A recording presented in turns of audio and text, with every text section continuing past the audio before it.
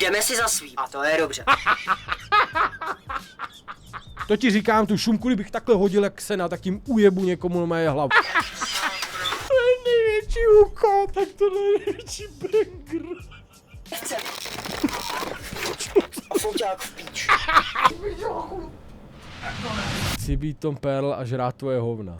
Ty píčo, tady se nic nesvědělo, tady jsou všichni vrdlí. Čo, šel jsem na benzínku Německo, říkám, hochu, tady bude luxus, já mám hlad, celý den jsem nejedl. Dejte mi nějakou vaši bagetu, víš, něco jak golfa německýho jsem chtěl. Jsem chtěl prostě přijít na benzínku na německého golfa, nebo nějakou, víš, něco. Tam nic neměli. Vařila tam Mařka párky, jak máme tady na šelce párek dobrý, jakoby. Tak paní to měla v takový misce, tam hozený nějaký 3 takovýhle tlustý, špekáčky, říkám, co to je. A oni tam měli bagety jako připravený. Říkám, ty vole, tak to nejím a Německo, to bude kvalitní bagetka, ne? Říkám, jo, tady this one. Vylezl jsem do auta, dal jsem si tu bagetu vedle sebe, popojil jsem, jdu si ho vzít, kámo, a má přední šumka, má vokoralá jak věnec, ale to bochu, to ti říkám, tu šumku, kdybych takhle hodil jak sena, tak tím ujebu někomu na moje hlavu. Já nevím, co s tím bylo, hochu, s tou šinken do píče, krutí. Jako to byla fakt, hochu, to byla šumka vokoralá, ty pičo, že kdybych s tím trefil stůl, tak ho ustřelím normálně patník s tím. No já jsem byl v tom Německu a bavil jsem se a hrozně jsem ho podcenil, jo. Byl jsem tam s takovým technikem, hrozně zajímavý, já jsem měl pocit, že jsem v jiném světě, vole. Já jsem se týpka ptal, já přijel z Česka 4 hodiny a ptám se týpka, jak kdyby byl třeba z Japonska. 22letý, vole, technik, nebo jak to mám říct. A ptal jsem se ho, jako ty tady dělá, a on měl skvěle anglicky, skvěle. Já říkám, pičo, jak to, že umíš takhle anglicky. Že chodil do školy, vlastně jako jazykový školy s angličtinou. Říkám, ty čumím jak piča. A říkám, ty tady děláš jako praxe? Já jsem se chtěl ptát, jestli dělá praxe. Že mají praxe tak, že vlastně dělá celý rok tam a má jenom school days, že jde na 1 den do školy. Já říkám, pičo, já jsem na kuchařovi měl týden praxe a týden školy, vole. Já jsem musel týden a on, že tam prostě dělá, že má 800 euro. Tam tak to je jako docela, sice nezaplatíš nájem, ale docela dobrý 800 a on jako, že no jo, ale že dostává 800 euro za to, že tam je 10 hodin denně, nebo 8 hodin denně, jako denně a plnohodnotně tam jako valí. Fakt jsme si popovídali, ty vole, o Elvisovi, o autech, kecali jsme. Já říkám, what's your dream car, man? A on se na mě tak podíval, kámo, a mě byl tak sympatický, jakože takovej poctivý mladý chlap, prostě kluk, skromnej a říká, my old Opel a usmál se. A já jsem mu řekl, říkám, chlape, to jako vážím si toho jak píča, seš absolutní šéf, jako cením, že seš spokojený s tím, co máš, on říká, že to je nejdůležitější. Hrozně takovej takovou auru měl, ty vole. A já jsem mu chtěl dát dýško a já jsem neměl ani eurovku a říkal jsem si, ty píčo, jestli tady půjdu na hajzl a budou tam mít takovou tu branku a hoďte 1 euro a já se mě bude chtít ultimátně srát, tak jsem v piči, já neměl ani cent. A chtěl jsem mu jako dát něco, jakože, tak jsem mu dal 500 na památku. A já říkám, this is 20 euro. When you go to Prague, buy some beer. A Boris byl úplně šťastný, že dostal 5, víš co. A on si bez tak myslel, že jsem mu dal 500 euro, víš co, jak je tam 500 nápis, tak oni to nemají, takovýhle bankovky, víš co. Jsem mu dal 500 takhle a Boris si myslel, že jsem mu dal podle mě 10 000. Tak jsem mu vysvětlil, že it's 20 euro, man, aby si nemyslel. Ne, on si mohl myslet, že jsem mu dal úplně valbu, víš co, že jsem se úplně posral. Prostě dostal 5 do pondělí. Někdo tady psal Kubert. Já jsem prodával auto půl roku zpátky, který já to nezveřejňuji, já jsem prodával auto půl roku zpátky. A volá mi kámoš, co mi to prodával. A on, hele, týpek, co si kupuje od tebe auto, tak je tady s Kubertem. A já jsem to jako neřešil, víš co, no, on přijel Kubert a říká, ty máš prstínek, že tady vidím volouplej ten volant. A já opět vím, on si toho všiml v tom autě, ze začátku jsem si ho koupil, tak jsem takhle nějak s sebou švihl a nechtem jsem takhle jebl do spodku volantu ze spoda a uloupl jsem úplně kousíček takový kůže malinko, víš co? A on to našel a volal mi, ty máš prstínek? Já to tady našel. Říkáme, ty vole, já jsem to tam takhle odjebal. Takže Kubr kontroloval moje auto, ale jinak ho doporučil. Doporučil ho a prodali jsme ho. Já jsem neviděl Odysseu, neviděl jsem, vole, Spidermana, vole, ale jako Holland to tady docela táhne, ne? Bude si docela filmy, hochu, to vůbec nepobí. Hej, jaký to musí být dopamin, jakoby pro něj. Když najednou jakoby vysypou 2 takový velkofilmy a on je v obou, co ti to musí, ty pičo? Že jako vylezou 2 filmy prostě, které jsou úplně světový, jako že takhle naraz, takovej násyp, ty píčo. Dick je bez tak tlustý, vole, to si pamatuju, to mi říkali týpci na škole. To je jediný, co si možná pamatuju. Dick kurve a Dick je určitě, že jsem tlustej, ty zmet. Že jsem tlustej. To je zmer. Když jsi tlustý, máš malý dick. A vlastně, jako můžu mu to rozporovat do píči. A jestli jsem měl odmala takhle málo testosteronu, jako mám teď, tak není divu, že mi nevyrostl pořádně kok. Testosteron ovlivňuje růst penisu jen koulí. Hovno! Nevěřím. Ovlivňuje Testosteron, růst penisu. Ano, hlavně během vývoje před narozením a v pubertě. Zmrde. Dráťa vydal video s názvem Můj nový vůz. To samo o sobě zaujme člověka, jo, ti chci říct. Jakože není potřeba to nijak jako... Přemýšlíš jako youtuber, jak něco dostat prostě, rozumíš, mezi lidi. Jaký hustý název, že koupil jsem si, víš co, youtubeři, dům za 20 milionů, mám nový auto za 20 milionů, prostě nějakým způsobem chceš zaujmout. Ale když Drátěnka po letech, co ho znám, vydá video s názvem Můj nový vůz, já nepotřebuju víc, mně je úplně jedno, co je to za vůz, mně je úplně jedno, o co jde, mně je úplně jedno, jakou to má náhledovku, to mi stačí, to mi naprosto stačí, kamaráde. Pro ty, co třeba vidí tohle video poprvé, chtěl bych tady něco říct. Dráťou sledujeme dlouhodobě, nechceme ho zesměšňovat, bavíme se s ním, kolikrát se zasmějeme, Dráťa naše reakce má rád, viděl jsem i komentář, že byl napsaný Cetofetyho reakci, Dráťa ho lajkl. Já Dráťu uznávám jako klučinu, který má radost ze života, má rád svoje věci, jeho radost je nakažlivá, i když se kolikrát pobavíme, že v některých věcech je trošičku jiný, což jsme každej, tak ho máme rádi. A není to nic, že bychom ho chtěli zesměšňovat, ale rozhodně se zasměje. Jo, a jinak k tomu vozu, abych vlastně informoval ještě o ty, co neví. Dráťa má nějaký problémy s očima, tím pádem on nemůže mít řidičský průkaz, víme to. Dráťa se ale intenzivně zajímá o silniční pravidla, o pravidla na silnici, ježdění na kole, hodně ho zajímají ty pravidla, hodně se o to zajímá, má rád klíčky k autům hodně, proto jako si startuje počítač klíčkem na auto od Felicie, má i světla na klíček. Takže to, že má Dráťa vůz, proto říkám, jak je to velká věc, tak si evidentně pořídil něco, co může řídit. I bez řidičského průkazu, logicky. Proto je to tak velká věc, jo, protože Dráťa konečně bude moct jet do provozu. Měl elektrickou koloběžku, teď má vůz. Takže proto je to velké. Já vás zdravím, přátelé, já jsem Drátinka a tady mám klíčky. Za pár okamžiků uvidíte. Ty pičo, tak jak sledovat nějakého youtubera, který to konečně dal, že he made it.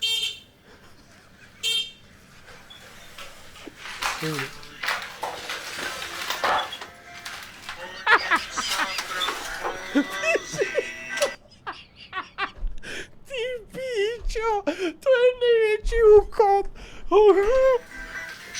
Velice skáče, až se tam... Ty pičo, má puštěnýho toho cápka. Má puštěnýho toho cápka. Jak hraje na cirkulárku. Ty pičo, tak tohle je největší banger.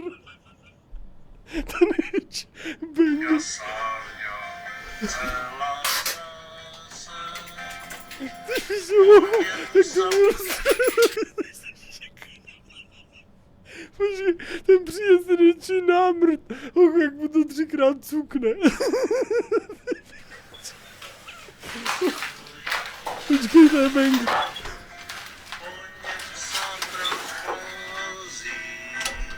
Kámo, to je nejlepší nájezd, co jsem mohl dostat. To líp nešlo, ochu, to líp nešlo. Ten příjezd fakt nešel líp, ochu, jak to, že to udělal tak dobře. To naume. To naume. Ty krávo. Ty pičo. To mě úplně bolí, ty pičo, hlava tady. To má všechno.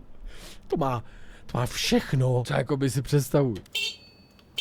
To jste si všimli, tady mi lítala kočka okolo toho, tak jsem na ní zatroubil, abych ji nepřejel. Větší mrda. Už zatroubil vlastně předtím. No. Jako v tomhle ho potkat, kamaráde. S tím puštěným trackem tam. To objednáš do Zboxu a smontuješ to. Tuk, to je vlastně tuk, ty vole. To je moderní tuk, ty pičo. Tak s tím jezdím tadyhle po vesnici cestičkama, ne cestičkama. Ne cestičkama, ty pičo. Jak vylítne z té polňačky. S těma stáhnejma oknama. Hraje mu tam ten banger, hochu, to je peteli. To já mu to prostě přeju, jako každému člověku přeju prostě vysněný auto a tak tohle je v Dráťově možnostech prostě jeho vysněná kára. Jako víš co, že může jet prostě, že si tam může o tom mluvit, odemčít si ty dveře, víš jako, když vidíš, že má člověk čistou radost, tak já mu to přeju prostě. Doufám, že bude fakt v pohodě na těch silnicích. Všechny ty výrobky, ta rozložená jak kdyby to byl animák, jak k němu přijíždělo to auto a všechny ty výrobky tam v rozloženém stavu. Nevíš do čeho jdeš, kurva. Ta koloběžka běžka, ser na to. Víš co, jak kdyby to byl nějaký animák, jak jako kdyby ty stroje jako žili, rozumíš? Jak tam ležejí po té zahradě rozsypaný, že koloběžka, mikrovlnka, rozmontovaný, všechno.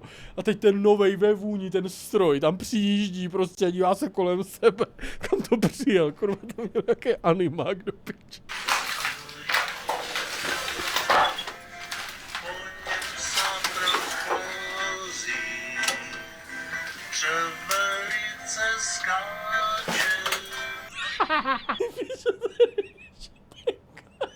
To je jak začátek nějaký komedie, to je fakt taková mrda, ochu. To je taková jeba. Jak to brzdí, jak to s ním hází. To zase rozjebe.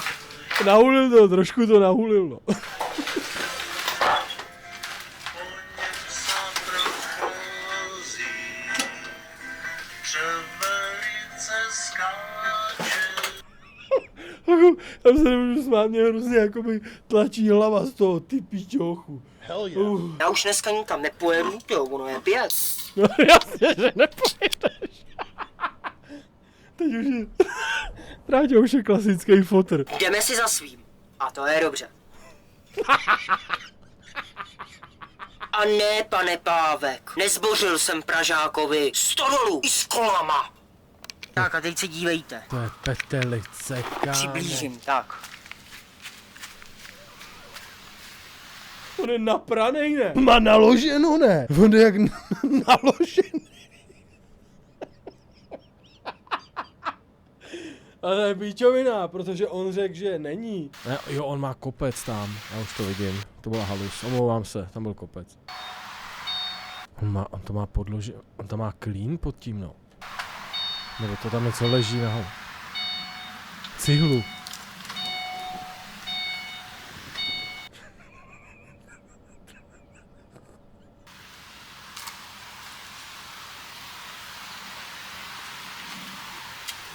A víš co, on to mohl vystřihnout, jak teď jenom se dá. On to tam nechal, ten týpek je real. To mu jebo těma dveř.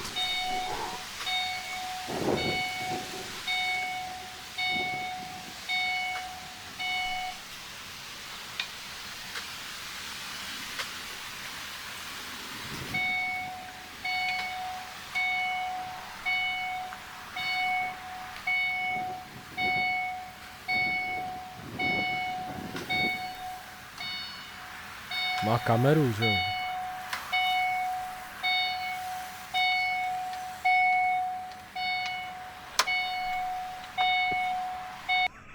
To je boh. Jo, jak už to točí.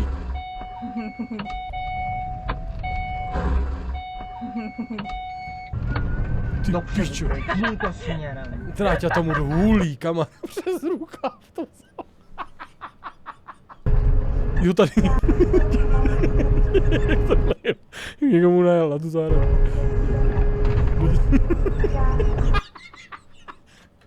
Najel do té škarpy.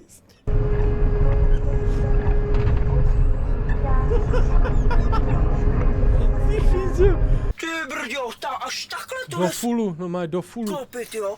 No tak to jsem neskoušel. To se přiznám, to jsem jako Ty voda si neskoušel. zimneš, kamarád. Krás. Tak to je jiný kafe, ty. Hej, šéf, kurva. Kaj, Palba, když to vidíš zvenku, tak to je největší palba, ochu, ho v tom vidět. Nezlobte se, ale víc to nejde. Nejede, pochop to. To počkej, tak... Tak to už je trošku diktát, to pochop to. To už tam jako nemuselo být.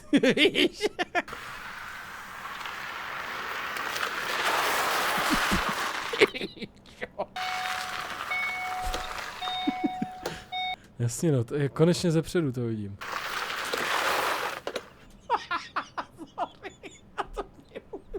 Tady tyho náser, jak zdupne tu brzdu a vyletí. Ty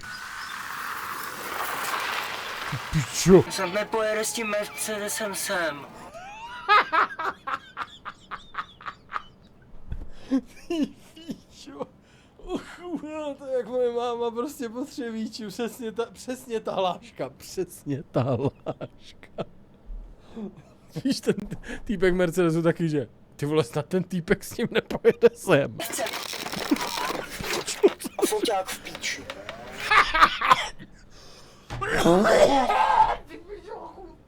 Tak to ne. Ochu, tak to ne. Ochu, tak to ne. Tak to ne. Ej, píčo, ochu, tak to ne. Ochu, tak to ne. Tak to ne. Já se nemůžu smát. Mě normálně se zamotala hlava teď, ochu. Já jsem to musel teď normálně zpracovat, ten smích, ochu, aby se mě normálně, ochu, abych nepoloomdlel nebo něco. Za prvý to vypadalo, že jako by to převrátil celý, normálně na boudu. A za druhý, jako jak zahlásil, tak to je hotovo. Já jsem se nemohl ani smát, ochu, to už mě normálně přetlačilo mozek úplně do pičovin. Ty krávo, tak tohle... To nechcem.